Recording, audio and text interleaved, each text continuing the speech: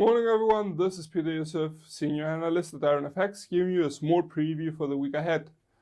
Entering the new week, two interest rate decisions, the RBA's and BoE's, could have wider implications than expected.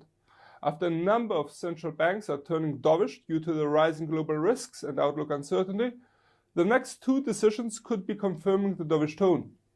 On the other hand, as a number of Asian countries will be closed for the new Lunar Year celebrations, and the US calendar is expected to have only a few high-impact releases, there could be some surprises for the markets as thin trading may be coming into play. Also, let's not forget that some US releases delayed due to the US shutdown could have a more significant impact than usually should they be released this week.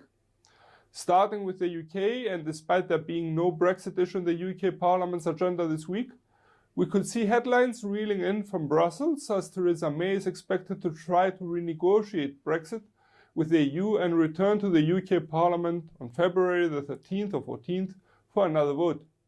As the issue gets more and more intense for the GBP, we will be holding a live Brexit webinar on the 12th of the month just for Brexit, which is going to be open for all IronFX traders in order to provide further insights for Brexit trading. For the current week, UK's PMIs and BoE's interest rate decision are expected to keep pound traders busy.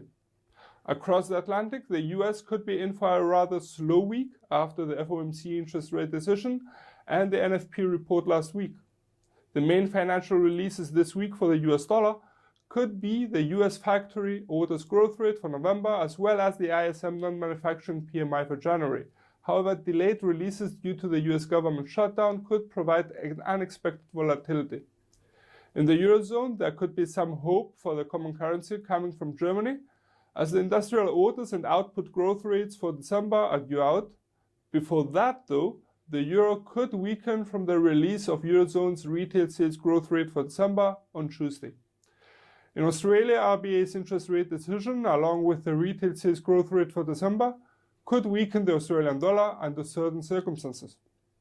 Finally, Kiwi and the Loonie may be looking at employment data for further directions this week.